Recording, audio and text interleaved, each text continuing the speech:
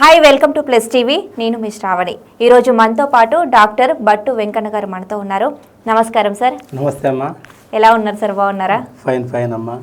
Sir, Hyderabad public స్కూల్స్కి సంబంధించి మీరు దానికి హాస్టల్ కట్టించాలని చెప్పేసి కేసు గెలిచిన తర్వాత హాస్టల్ కట్టించి చాలా సక్సెస్ అయ్యారు. చాలా మంది విద్యార్థులకి హాస్టల్ ఫెసిలిటీ అయితే వచ్చింది. సార్, ఇది ఎలా స్టార్ట్ చేశారు? ఎప్పుడు స్టార్ట్ చేశారు? మీరు ఇలా చేయాలని ఎలా అనిపించింది? అమ్మా, థ్యాంక్ యూ అమ్మ. ప్లస్ టీవీ మీరు మా కష్టాన్ని, మా పోరాటాన్ని గుర్తించి మరి ఇంత గొప్ప పని సమాజానికి అందించిన మీరు మీ అనుభవాలు రానున్న తరానికి, రానున్న సమాజానికి చేరాలని ఏదైతే తపనతో మీరు పిలిచిరో అందుకు ప్లస్ టీవీకి నేను ప్రత్యేకమైన కృతజ్ఞతలు, ధన్యవాదాలు తెలియజేస్తున్నాను. Thank you sir. Thank you so much.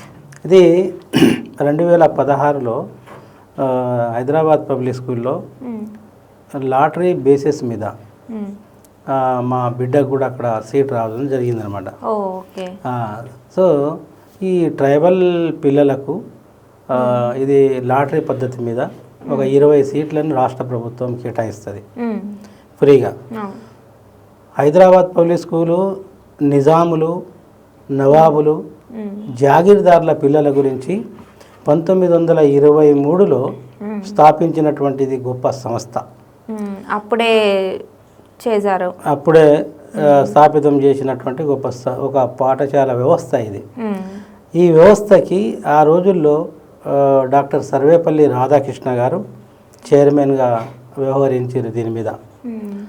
అలా స్థాపితమైనటువంటి ఈ స్కూల్లో హరిజన బిడ్డలకు, గిరిజన బిడ్డలకు, బడుగు బలహీన వర్గాల నిరుపేదలైనటువంటి పిల్లలందరికీ కూడా రానున్న కాలంలో వీళ్ళు కూడా సమాజానికి పనికి రావాలా, సమాజానికి సేవ చేసే గొప్ప వ్యక్తుల్లాగా ఎదగాల అని ఆయా రాష్ట్ర ప్రభుత్వాలు ఈ డాక్టర్ బాబాసాహెబ్ అంబేద్కర్ రచించినటువంటి రాజ్యాంగానికి అనుగుణంగా మన హక్కుల్ని మనం కల్పించడం జరిగింది ఆ రోజు నుంచే.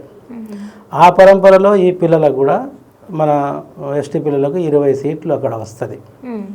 బేగంపేటలో 13, రామంతపూర్లో 7 సీట్లు, ఇలా రెండు కలిపి 20 సీట్లు వస్తాయి.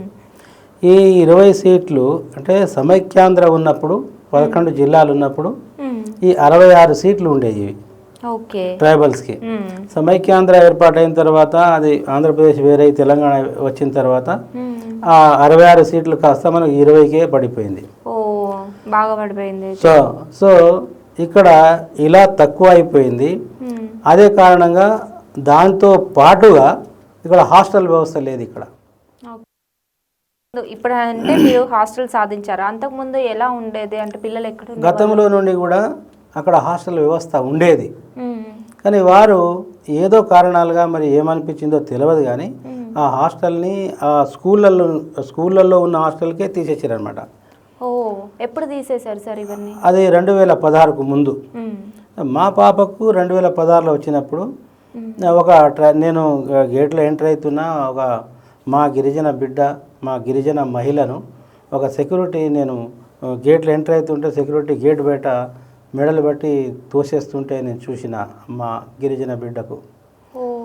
అలా ఎందుకు జరిగిందని అడిగినప్పుడు మాకు స్కాలర్షిప్ అయితే గవర్నమెంట్ ఇచ్చింది కానీ మాకు ఇప్పటిదాకా ఆ స్కాలర్షిప్ ఇవ్వలేదు, 2012 నుంచి ఇప్పుడు దాకా ఇవ్వలేదని చెప్పేసి వారు చెప్పినప్పుడు నేను మా గౌరవ మాజీ మంత్రివర్యులు అమర్ సింగ్ తిలావత్ గారు వారి దృష్టికి నేను తీసుకువెళ్ళిన విషయాన్ని, సార్ మరి మన గిరిజన బిడ్డలు వాళ్ళకి ఏదో సీట్లు వస్తాయి, వచ్చిన సీట్లలో కూడా చదువుకోవాలంటే చాలా తక్కువ ఆస్కారాలు ఉన్నాయి, ఈ పరిస్థితుల్లో వాళ్ళకు స్కాలర్షిపే రాలేదు కాబట్టి ఆ స్కూల్ యాజమాన్యాలు మీరు రాకూడదు, మా గేట్ల ముందు నిలబడొద్దు అని చెప్పేసి మెడలు బట్టి ఈ గిరిజన మహిళల్ని వాళ్ళు తోషిస్తూ ఉన్నారు. ఇంత నీచమైనటువంటి పరిస్థితికి దిగజారి సమాజంలో ఉన్న అధికార వ్యవస్థ కానీ పాఠశాల వాళ్ళు కానీ మరి ఇలా ఎందుకు దాని పట్ల మనం నిర్లక్ష్య ధోరణి మీరు చూపిస్తున్నారని వారిని అడిగిన నేను.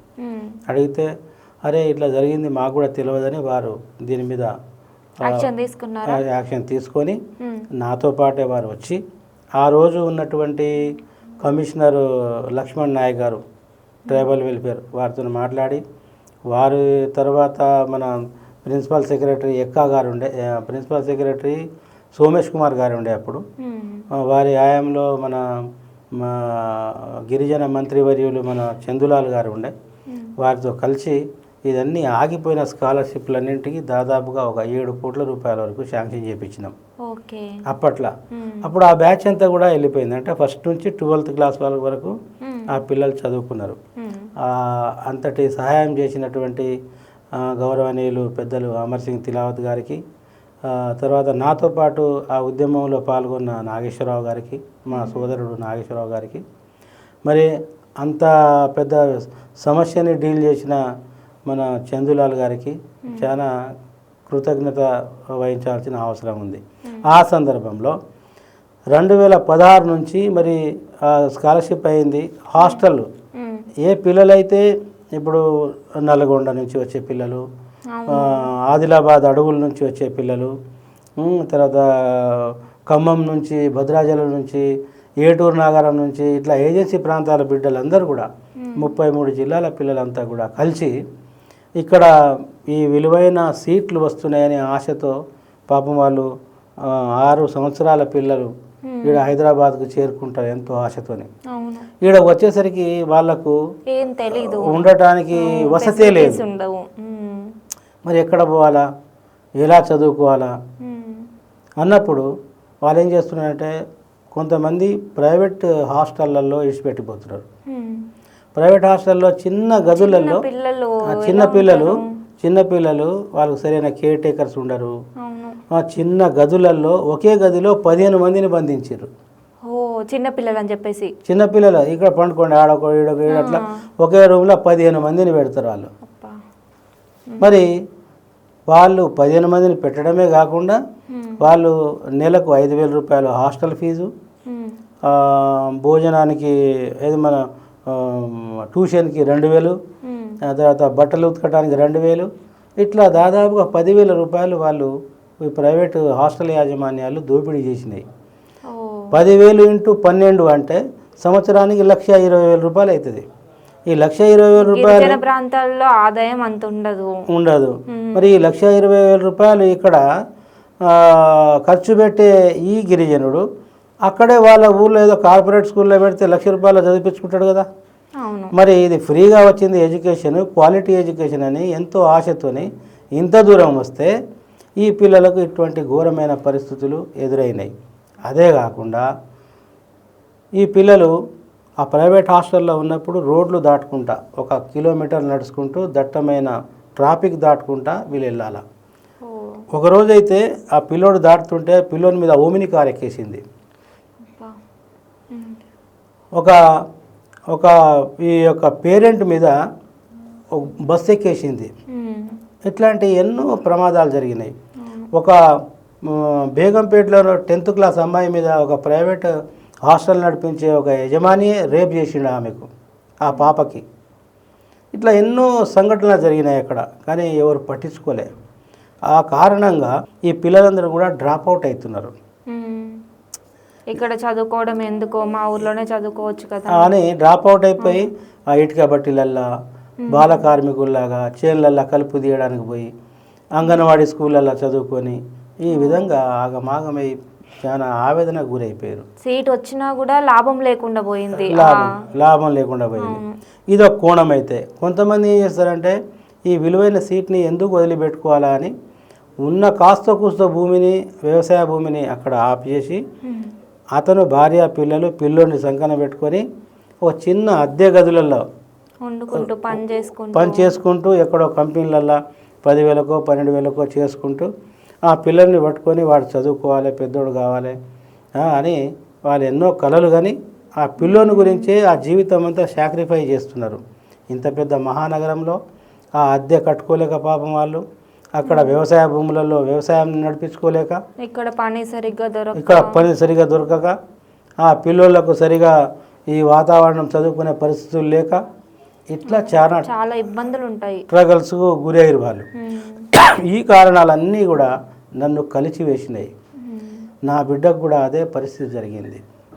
నా బిడ్డకు జరిగిన ఇటువంటి ఘోరమైన పరిస్థితి ఏ బిడ్డకు రాకుండా ఉండాలంటే ఇక్కడ హాస్టల్ ఏర్పాటు జరగాల. ఎన్ని కష్టాలున్నా ఎన్ని ఒడిదుడుగులున్నా దీన్ని స్థాపించే తీరాలని నేను ఆ రోజు ఒక గట్టి సంకల్పంతో గట్టి పట్టుదలతో ఈ ఉద్యమాన్ని నేను ముందుకు తీసుకుపోదామని ఈ పనిని ముందుకు తీసుకుపోదామని స్టార్ట్ అయిన క్రమంలో చాలామంది పేరెంట్స్ మనం అందరం కలిసి ట్రైబల్ వెల్ఫేర్ దగ్గర పోయి మాట్లాడదామంటే మా పిల్లల్ని తీసేస్తారేమో అని భయపడి చాలామంది రాలేదు. చాలామంది మన హక్కుల్ని మనకు రావాలా అలా మనం అడుగుదాం ఒక మంత్రుల దగ్గర పోదామంటే ఎవరు కూడా పాపం వాళ్ళు ఎందుకంటే అక్కడ ఉన్న వాళ్ళకి ఇంత తెలీదు. ఒకవేళ అడిగితే వాళ్ళు ఇంత ఉన్న చదువు కూడా ఉండదేమో, తీసేస్తారేమో అని భయం, అంతే ఎవరు రాలేదు. సో ఇప్పుడు మనం ఏం చేయాలా అని చెప్పి నేనేం చేసిన అంటే గౌరవ మా మాజీ మంత్రి గారు అమర్ సింగ్ తిలావత్ గారిని తీసుకొని డీసీపీ అప్పుడు వెంకటేశ్వర్లు గారు ఉండే డీసీపీ వారి దగ్గర వెళ్ళి, సార్ మాకు హాస్టల్ లేక పిల్లలంతా డ్రాప్ అవుట్ అవుతున్నారు కనుక ఈ పిల్లలకు శాశ్వతమైనటువంటి హాస్టల్ బిల్డింగ్లు కట్టించాలని నేను నిరసన వ్యక్తం చేస్తున్నా, దానికి మీరు పర్మిషన్ ఇవ్వాలా అని పోలీస్ పర్మిషన్కు డీసీపీ గారితో ఒక లెటర్ పెట్టి నేను ఇందిరా పార్క్ దగ్గర నేను ఒక 4 పిల్లల్ని కూర్చోబెట్టి నేను ఆ రాత్రంతా పండుకున్నా అక్కడ. అయినా కూడా ఏ ప్రభుత్వాలు కూడా ఆ రోజు రాలే. అప్పుడు నేను ముఖ్యమంత్రి కేసీఆర్ గారిని కూడా కలిసిన, చేస్తామని అన్నారు, అది కూడా జరగలే. తర్వాత మా గిరిజన బిడ్డ సత్యవతి రాఠోడ్ అక్క ఉండే, ఆ అక్కకు కూడా నేను పోయి చెప్పిన, అక్క ఇట్లా ఉంది మన పిల్లలు, వాళ్ళకి హాస్టల్ లేదు, ఈ విధంగా ఇబ్బంది పడుతున్నారు, చిన్న ఇష్యూ ఇది, దీన్ని మీరు డీల్ చేస్తే పిల్లలందరూ చాలామంది చదువుకొని బాగుపడతారు అని మా మేడం గారిని మా గిరిజన మంత్రి గారిని కోరిన, ఆమె హాస్టల్ ఎందుకన్నా ఈ చిన్నదానికి ఎందుకు పట్టుకొని తిరుగుతున్నారు మీరు, చూస్తాంలే అన్న, చేద్దామన్నా, మంత్రి గారు లేరు, ట్రైబల్ వెల్ఫేర్లో ఎవరు పట్టించుకోవట్లేదు, మళ్ళీ దీని మీద మేము ఒక మీటింగ్ పెడతాము, మీకు మళ్ళీ పిలిపిస్తాము, మళ్ళీ ఇంకోసారి మీరు రండి అని చాలాసార్లు తిప్పారు. ఒకరోజు నేను ఇది ఎట్లా కుదరదని చెప్పి మా గిరిజన ట్రైబల్స్ పిల్లల తల్లిదండ్రులందరినీ పిలిపించి మన మినిస్టర్ క్వార్టర్స్ దగ్గర సత్యవతి రాఠోడ్ అక్క గారి ఇంటి ముందే ధర్నాకు దిగినప్పుడు వారు వచ్చి ఖచ్చితంగా మేము హాస్టల్ కట్టిస్తాము అని ఆమె మాట ఇచ్చారు. మళ్ళా ఆ మాట ఇచ్చి మళ్ళీ ఎప్పుడు ఫోన్ చేసినా కూడా ఆ రోజు నుంచి ఈ రోజు దాకా ఆమె దీని మీద స్పందించలే. గిరిజన బిడ్డలు నేను ఒకటి అంటున్నా, మా సమాజంలో మన సమాజంలో ఉండి ఈ సమాజం నుంచే ఓట్లు తీసుకొని ఈ సమాజం నుంచే మీరు సేవకులుగా ముందుకు వస్తామని చెప్పి ఈ సమాజం గురించే మీరు పనిచేస్తాం, ఈ సమాజమే మాకు ఒక అంకిత భావంగా దృఢ నమ్మకంగా దృఢ విశ్వాసంగా పనిచేస్తామని మీరు ఓట్లు అడిగిన రోజు అన్నీ చేస్తామని చెప్పిన మీరు ఈ విద్య పిల్లల పట్ల కావాలనే చిన్న ఇష్యూని మీరు ఎందుకు పట్టించుకోలేదని నేను చాలా బాధపడ్డా. అట్లా మా సమాజమే కాదు, గిరిజన సమాజమే కాదు, హరిజన సమాజమే కాదు, బీసీ బ్యాక్వర్డ్ సమాజమే కాదు, ఏ సమాజంలో ఉన్నటువంటి నేతలు రాజకీయ నాయకులు ఆ సమాజాన్ని కాపాడుకోవాల్సిన బాధ్యత ఉంది. అందుగురించి ఇవాళ మనకు స్కాలర్షిప్లని, రియంబర్స్మెంట్స్ అని, ఓవర్సీస్ స్కాలర్షిప్లని, ఇవాళ మన హక్కుల్ని మనం డాక్టర్ బాబాసాహెబ్ అంబేద్కర్ గారు రచించినటువంటి గొప్ప రాజ్యాంగంతో ఇవాళ మనం ఫలితాలు అనుభవిస్తున్నాం. అదే కోణంలో మీరు మంత్రులుగా అవుతున్నారు, అదే కోణంలో మీరు ఎమ్మెల్యేలుగా అవుతున్నారు, అదే కోణంలో మీరు ఈ సమాజంలో ఒక పెద్ద స్థాయి ఐఏఎస్ ఆఫీసర్లు ఐపీఎస్ ఆఫీసర్లుగా మీరు సేవలు చేస్తున్నారు. మరి మీరు ఇంత పెద్ద స్టేజ్కి ఎదిగినప్పుడు ఈ చిన్న గిరిజన సమాజం గురించి ఆలోచించాల్సిన అవసరం ఉందా లేదా అని నేను ఈ మీడియా ముఖంగా మా సమాజాన్ని ప్రశ్నిస్తున్నా. ఖచ్చితంగా ఉంది. వాళ్ళు ఇప్పుడు రెస్పాన్సిబిలిటీ తీసుకుంటేనే కదా ఈరోజు ఈనాటి బాలలు రేపు పౌరులని ఊరికే అనలేదు కదా ఎవరైనా. ఖచ్చితంగా రెస్పాన్సిబిలిటీ తీసుకోవాలి. అలా అన్ని చోట్ల తిరిగి నేను అలసిపోయినప్పుడు మన గౌరవ ముఖ్యమంత్రి గారు ఇది మన ప్రజల పాలన ప్రజాప్రభుత్వం అని వారు చెప్పినప్పుడు నిజంగా ఇక్కడ కూడా జరుగుతుంది అని నేను గట్టిగా నమ్మి నేను లైన్లో నిలబడితే నా లైన్ కృష్ణానగర్ TV9 దగ్గర వచ్చింది. పొద్దున 3 గంటలకు లేచి వచ్చిన నేను. 3 గంటలకు లేచి వస్తే నేను టీవీ 9 దగ్గర నిలబడితే 11:30కు నా లైన్లో ఈ అప్లికేషన్ ఇచ్చే అవకాశం వచ్చింది నాకు. అంతమంది వచ్చారనమాట. ఇప్పుడు ఎన్ని ఇయర్స్ అవుతుందండి కేసు పెట్టి? నేను 2024లో పెట్టిన ఈ కేసు, 24లో.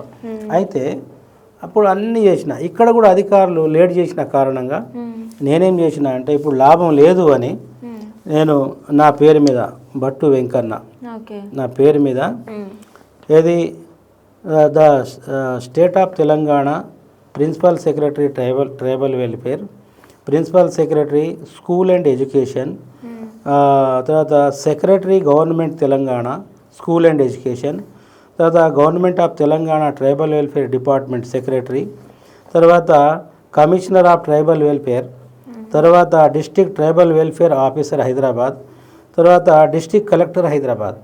ఈ వీళ్ళు 7గురిని నేను పార్టీ చేసి ఈ పిల్లలకు రావాల్సినటువంటి హక్కుల్ని వీళ్ళు ఇవ్వటం లేదు, సరిగా స్పందించడం లేదు. కనుక ఈ పిల్లలందరూ కూడా గొప్ప చదువుని వీళ్ళు మిస్ అయిపోయి బాల కార్మికుల్లా తయారవుతున్నారు. కనుక దయచేసి మీరు వీళ్ళకు హాస్టల్ భవనాలు ఏర్పాటు చేయండి అనే గౌరవ హైకోర్టు వారిని నేను రామకృష్ణ కులకర్ణి అడ్వకేట్ గారికి, మరి సాయి చక్రవర్తి అడ్వకేట్ గారికి నేను ఆడ నిలబెట్టి వాదనలు చేయడం జరిగింది అక్కడ హైకోర్టులో. అయితే అంటే 2016 నుండి పోరాటం చేసుకుంటూ 2024లో కేసు వేసిన. దాదాపు 8 సంవత్సరాలు పట్టింది, అయినా కూడా ఎవరు రెస్పాండ్ కాలేదు.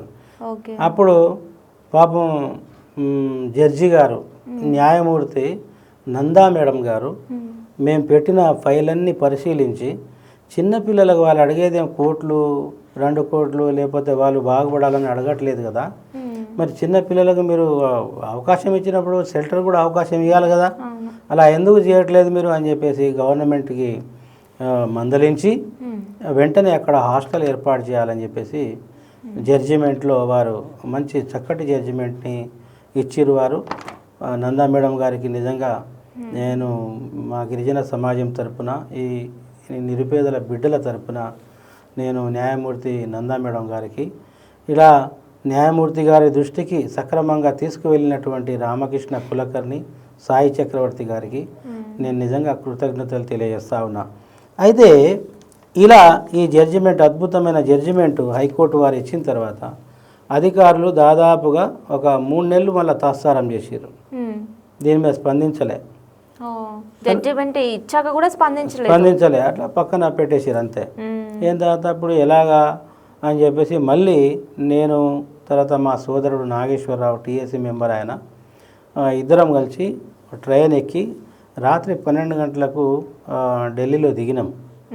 ఢిల్లీలో దిగి ఆడ రాత్రి ఆ దోమలలో అట్లా పండుకొని పొద్దున్నే లేసి ఎస్టీ కమిషన్కు చేరి, అయ్యా ఇగో ఇట్లా ఉంది మన ట్రైబల్ పిల్లలకు హాస్టల్ ఏమని గవర్నమెంట్ గౌరవ హైకోర్టు చెప్పినప్పటికీ కూడా అక్కడ ఉన్న అధికారులు కొంచెం అలసత్వం చూపుతూ ఉన్నారు, దాన్ని మీరు చొరవ తీసుకొని జల్దీ అయ్యేటట్టుగా మీరు కృషి చేయాలా అని అక్కడ అప్పీల్ చేసినాం. మేము చేస్తే వారు కూడా పాపం ఎస్టీ కమిషన్ కూడా గవర్నమెంట్ అధికారులను అక్కడ పిలిచి మీరు ఇట్లా చేయాలంటే ఇది చిన్న విషయానికి మీరు ఎందుకు అట్లా పెద్ద చేసుకుంటున్నారని మందలించారు.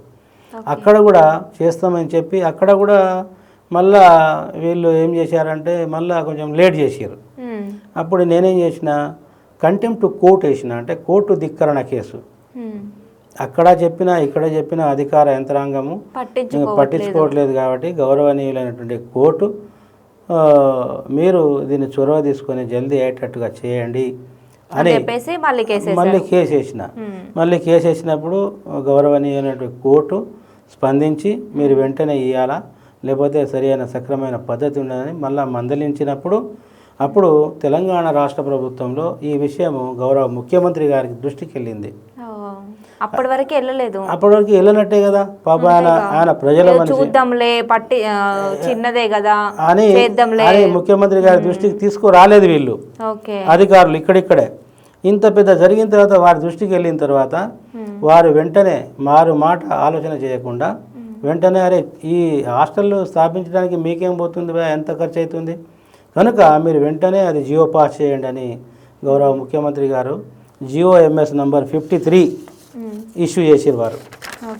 ఈ దీంట్లో ఈ 53లో 1,53,67,000 రూపాయలు శాంక్షన్ చేస్తూ ఆ పిల్లలకు పుస్తకాలు, బట్టలు, షూజు, తర్వాత ఇస్త్రీ చేయడానికి రానుపోను ట్రాన్స్పోర్టేషను ఇవన్నీ కల్పిస్తూ కూడా మంచి సౌకర్యాలు కల్పిస్తూ GOMS నెంబర్ 53ని గౌరవ ముఖ్యమంత్రి గారు వారి హయాంలో ఒక మంచి అద్భుతమైన పని చేశారు.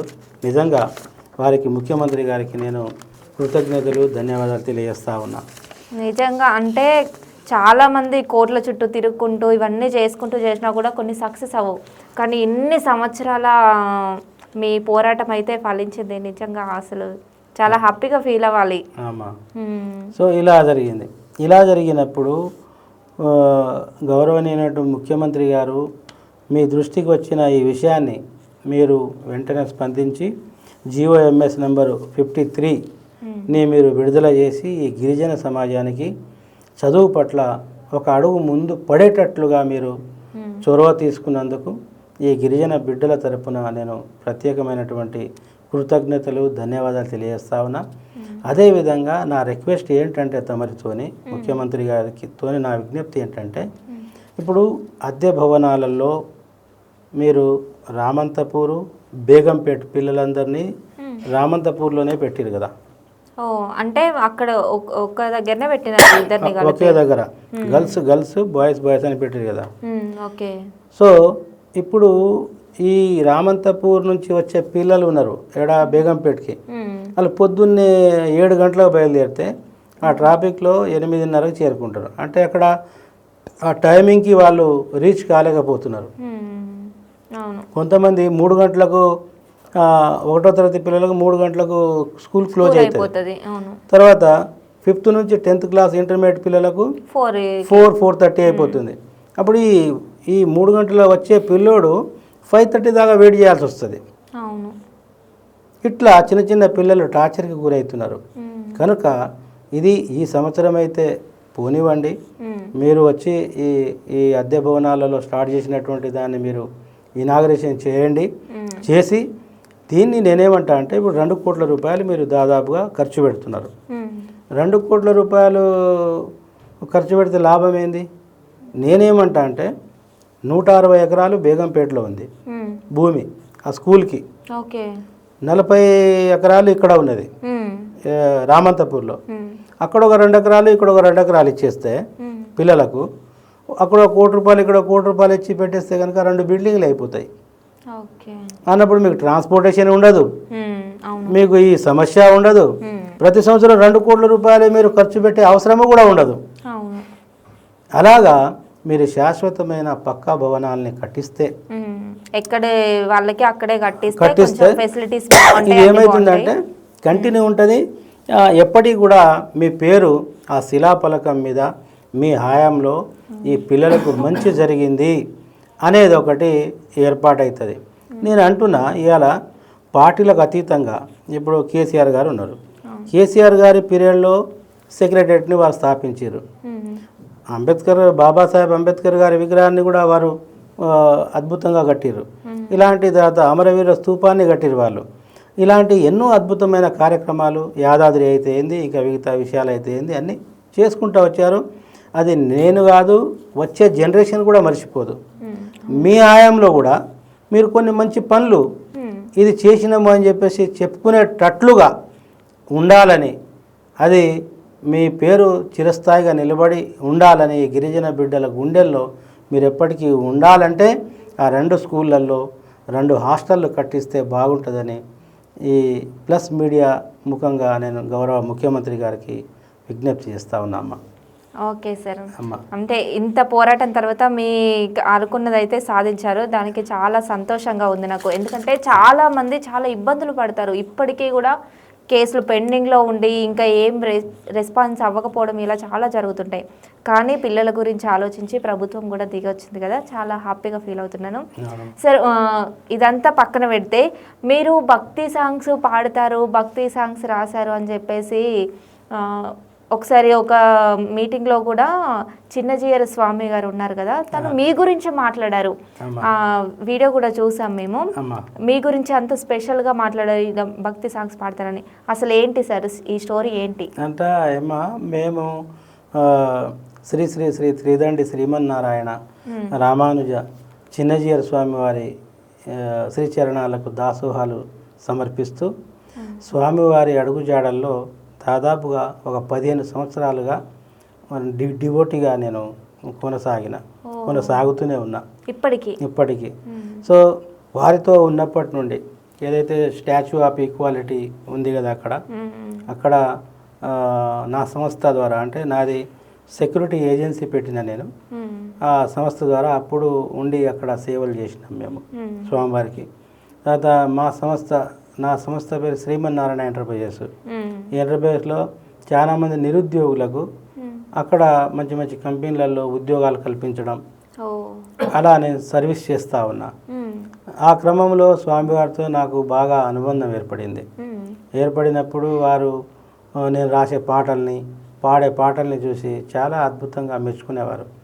సో ఆ క్రమంలోనే నేను దాదాపుగా 3000 పాటల దాకా రాసిన, భజనలు కానీ పాటలు కానీ రాస్తే నా కొన్ని పాటల్ని వారు స్వయంగా వారే ముద్రించి ఆ పాటల పుస్తకాన్ని వారు రిలీజ్ చేశారు. ఆ పాటల పుస్తకాన్ని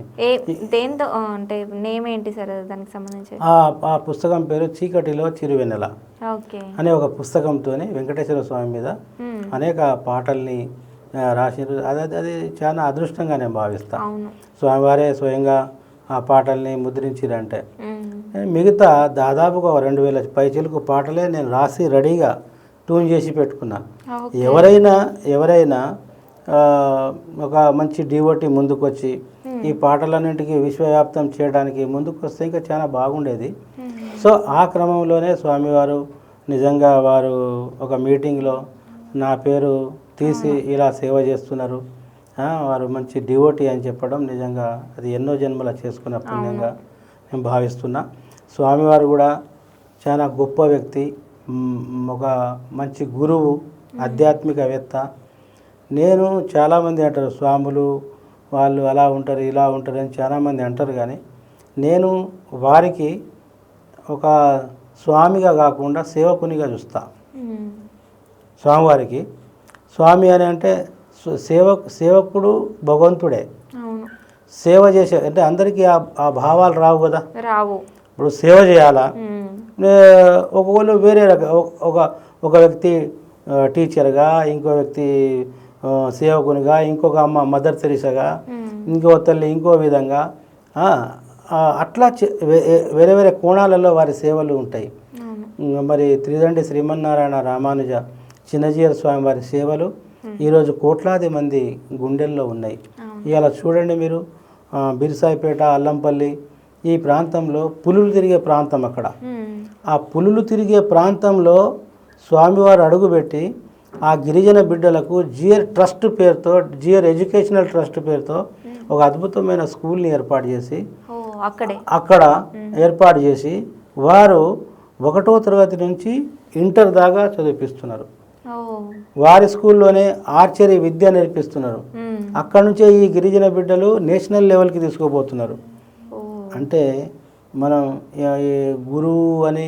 గురువు కాదు కానీ ఆయన గొప్ప సేవకుడు కనుక అట్లా మాకు స్వామివారికి గొప్ప అనుబంధం. సార్ ఆ భక్తి పాటలు రాశారు అంటున్నారు కదా, మా కోసం ఒక 2 సాంగ్స్ పాడతారా? అయితే స్టాచ్యూ ఆఫ్ ఈక్వాలిటీ అప్పుడు ఏమైనా పాటలు ఉంటే పాడతావా అని స్వామివారి స్వయంగా అనడం అప్పుడు స్వామివారి గురించి నేను పాడినప్పుడు మధురము రామానుజ మదనమే రామానుజ గురుడే రామానుజ మా గురుడే రామానుజ మధురము రామానుజ మదనమే రామానుజ గురుడే రామానుజ చిన్నజిరే రామానుజ జయ జయ రామానుజ జయ హో రామానుజ జయ జయ రామానుజ జయ హో రామానుజ మధురం రామానుజ మదనమే రామానుజ గురుడే రామానుజ చిన్నజియరుడే రామానుజ. ఇట్లా చాలా స్వామివారి మీదే పాడారు. అట్లా ఎన్నో పాటలు, ఎన్నో భక్తి పాటలు. మొన్న స్వామివారి బర్త్డే రోజు కూడా ఒక పాట నేను పాడిన.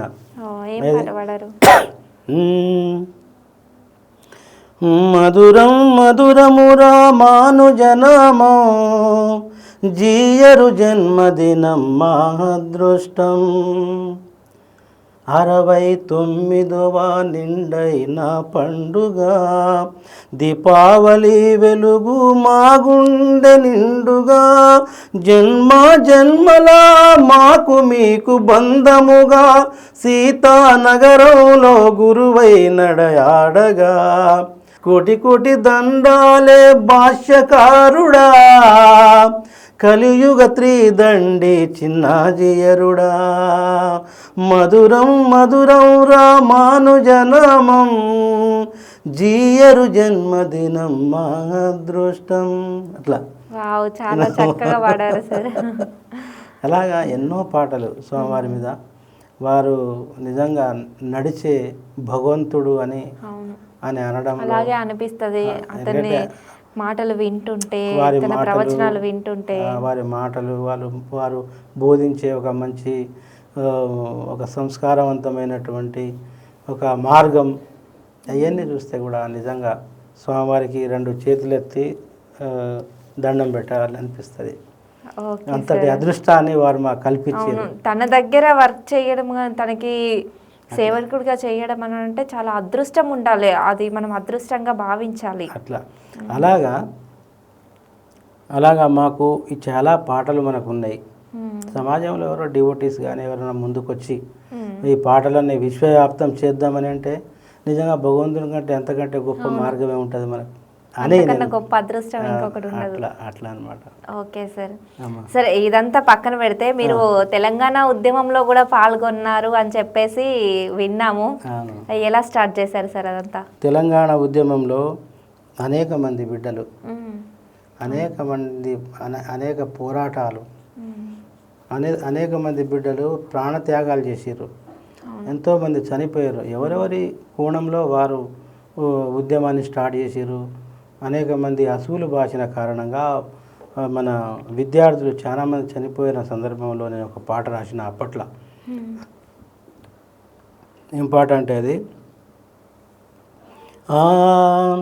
పోరు తెలంగాణ బిడ్డలు ఓ వీరులారా విప్లవాల నిప్పు కణికలు ఆ తెలంగాణ ప్రజల గుండెలో చనిపోరు మీరు ఎప్పటికీ చిరంజీవులు మీ తల్లుల గుండెలవసిన వెనకాడకుండా నేల తల్లి రుణము తీర్చిరా మీ త్యాగాలు వృధా కావురా దాని ఫలితమే ప్రత్యేక తెలంగాణరా ఓ బానిస బానిస సంఖ్యళ్ళు తుంచెరా మీ త్యాగ ఫలం పూటకొక్క పండగిచ్చెరా అరే వందనాలు వందనాలురా ఓ వీరులార వేల వేల వందనాలురా ఓ వందనాలు వందనాలురా మా సూరులార వేల వేల వందనాలురా మీ చదువుల పక్క నెడితిరా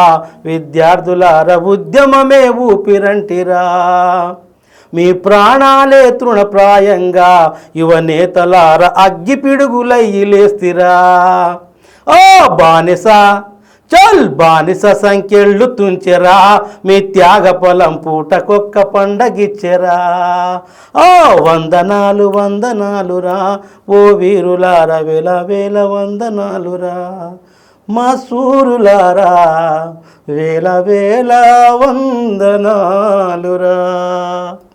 చాలా చక్కగా రాశారు సార్. నిజంగా వాళ్ళు లేకపోతే మనకి ఇప్పుడు ఈ తెలంగాణ అసలు ఉండేదే కాదు. చాలా మంది ప్రాణత్యాగం అది. అవునమ్మా. సో అలాగా ఎన్నో ఉద్యమాలు, ఒడిదుడుగులు, సార్ కష్టాలు. మీరు ఎప్పుడు స్టార్ట్ చేశారు తెలంగాణ ఉద్యమంలో? తెలంగాణ ఉద్యమం తెలంగాణ స్టార్టింగ్ 2009-10 ఆ ప్రాంతం నుంచి బాగా ఊపందుకున్నది కదా అప్పుడు. ఓకే, అప్పుడు అప్పటి నుండి దానికంటే తెలంగాణ వచ్చే వరకు పాల్గొన్నారు తెలంగాణ ఉద్యమంలో. తెలంగాణ ఉద్యమంలో పాల్గొంటూనే ఉన్నాము. ఎన్నో పాటలు రాసినాం. మ్మ్. ఈ ఒకటే పాట కాదు, అమ్మ తెలంగాణమా, ఉద్యమాల కెరటమా, ఇట్లాంటి ఎన్నో పాటలు ధూమ్ధాంలలో పాల్గొన్నాము. మ్మ్. అనేక సందర్భాలలో మనం ఈ తెలంగాణ తల్లి యొక్క బానిస సంఖ్యలు తుంచే దాంట్లో మనం కూడా భాగస్వామ్యమైనాం. నిజంగా చాలా సంతోషంగా ఉంది మిమ్మల్ని కలవడము. అమ్మ. ఎందుకంటే తెలంగాణ ఉద్యమం అప్పుడు మేము చిన్నపిల్లలం, అప్పుడు మాకేం తెలీదు. అవునమ్మా. చాలా అసలు అది ఏంటో తెలంగాణ వచ్చిందంటే కూడా మాకు అప్పుడు ఏంటో తెలీదు అసలు. ఓకే, కానీ ఇప్పుడు తెలుస్తుంది నిజంగా ఇంత ప్రాణత్యాగము. అప్పుడంటే స్కూల్కి హాలిడేస్ వస్తున్నాయి అని చెప్పేసి చాలా సంతోషంగా ఇంటికి వెళ్ళేవాళ్ళం. కాకపోతే ఆ సంతోషం వెనక ఇప్పుడు ఇంతమంది ప్రాణత్యాగం, ఇంత బాధ ఉందని చెప్తే మాకే ఏదోలాగా అనిపిస్తుంది. నిజంగా మేము ఆ టైంలో పెద్దవాళ్ళమై ఉండుంటే బాగుండేది అనిపిస్తుంది. నిజంగా ఒక ఉద్యమంలో పాల్గొనడం అనేది చాలా, అదొక అదృష్టంగా కూడా అనుకోవాలి మనం. అవునమ్మా. ఎందుకంటే అది సక్సెస్ అయినప్పుడు మనకు ఆనందం అనేది చాలా ఇంకా రెట్టింపు అవుతుంది. అంతే కదా. సో ఎలా ఫీల్ అవుతారు మీరు తెలంగాణ ఉద్యమంలో పాల్గొన్నందుకు? తెలంగాణ ఉద్యమంలో పాల్గొనేందుకు మా అంత అదృష్టవంతుడు లేడు అని అనుకుంటాం. ఎందుకంటే పదవులు శాశ్వతం కాదు, మరే ఇంకేదో శాశ్వతం కాదు. పదవులు శాశ్వతం కావద్దు, అవార్డులు శాశ్వతం కాదు, గుర్తింపులు శాశ్వతం అంతకన్నా కాదు. కానీ మన వంతు మనం ఏం చేసినాము అనేది అక్కడ శాశ్వతం. ఇది చరిత్ర ఎప్పటికీ మర్చిపోదు కదా. ఇప్పుడు మీరు చూస్తున్నారు, ఇలా హైదరాబాద్ పబ్లిక్ స్కూల్ ఇష్యూయే కావచ్చు, ఎన్ని తరాలు పోయినా ఈ హాస్టల్ తేవడానికి వెంకన్నే కారకుడు అని ఎవరు చెప్పరు. ఇక్కడ హైకోర్టు ఆర్డరే చెప్తుంది. అవును, ఈ ఆర్డరే చెప్తుంది. ఎందుకని చెప్తుంది? మీరు చేసే త్యాగాలు, మీరు చేసే పని అది అలాగా అట్లా ఉండిపోతుంది. ఇది నా కోసమే కాదు, భవిష్యత్తు కోసం, భవిష్యత్తు తరాల గురించి, భవిష్యత్తు పిల్లల గురించి, భవిష్యత్తు తరాల గురించి మనం ఏదైనా ఈ భూమి మీద వచ్చినాము అంటే మనం ఏదో ఒక మంచి పని చేసి తదుపరి మన ప్రయాణాన్ని ముగించాలా. అవును, అప్పుడే ఈ జీవితానికి కాస్తో కూస్తో సార్థకత ఏర్పడుతుందని మేము నమ్ముతాం. ఆ కోణంలోనే తెలంగాణ తల్లి యొక్క ఈ దాస్య సంఖ్యలు విముక్తి చేసే దాంట్లో భాగస్వామ్యమైన నేను, నాలాంటి లక్షలాది మంది కళాకారులు, నాలాంటి లక్షలాది కోట్లాది మంది బిడ్డలు అందరూ పాల్గొన్నారు. వాళ్ళందరి పాదాలకు పేరు పేరున నేను ఉద్యమ వందనాలు తెలియజేస్తా. నిజంగా తెలంగాణ ఉద్యమం అప్పుడైతే అందరూ కళాకారులందరూ వాళ్ళ కళని బయట పెట్టారు. నిజంగా వాళ్ళకి అవకాశం కూడా వచ్చింది అనుకోవాలి. అవునమ్మా. Okay sir, thank you sir. చాలా గొప్పగా ఉంది మీ గురించి వింటుంటే. ఎందుకంటే మీకోసం కాకుండా ప్రజల గురించి ఆలోచించి, విద్యార్థుల గురించి ఆలోచించి వాటిని సక్సెస్ చేసి చాలా మంచి పని చేశారు. ఇంకా మీరు ఇలాగే ఏదైనా పోరాటం చేస్తే సక్సెస్ అవ్వాలని మనస్ఫూర్తిగా కోరుకుంటున్నాను. ఒక సందర్భంలో మీరు ఎలా అన్నారు, మన గుజరాత్లో త్రిబుల్ ఐటీ వడోదర ఉంది. త్రిబుల్ ఐటీ వడోదరాలో నేను అట్లనే ఒక బాబుకి సీట్ వస్తే ఆడ సెండప్ చేయడానికి వెళ్ళినప్పుడు అక్కడ చూస్తే సేమ్ ఇక్కడ హాస్టల్ వ్యవస్థనే అక్కడ ఏర్పడింది. అది అక్కడ లేదు. హాస్టల్ ఉంది కానీ చినిగిపోయినాయి, మొత్తం పాత బిల్డింగ్లు వేయడము, తర్వాత ఏమంటారు మంచాలు లేవు, అక్కడ ఫెసిలిటీస్ ఏం లేవు. సో 28 రాష్ట్రాల నుంచి వచ్చిన పేరెంట్స్ అందరు కూడా ఎవరు కూడా అడగటానికి సాహసించలేదు అక్కడ. నేను వాళ్ళు మా స్కూల్ ఇంత గొప్పది, మా స్కూల్ ఇది, మా కాలేజ్ ఇది అని చెప్తుంటే నేను మైక్ అందుకొని మాట్లాడినా, మీ కాలేజ్ ఇంత గొప్పది కావచ్చు, కరెక్టే, దాన్ని మేము స్వాగతిస్తాం. కానీ పిల్లలు చదువుకోవాలంటే ఆ వాతావరణం ఏర్పడాలా. పోయిన బ్యాచ్ లాగా వీళ్ళు తయారు కావాలంటే అట్లాంటి అట్మాస్ఫియర్ ఉండాలి. కనుక అక్కడ మీరు వాళ్ళకి సరైన మంచాలు లేవు, సరైన హీటర్లు లేవు, సరైన లాకర్స్ లేవు.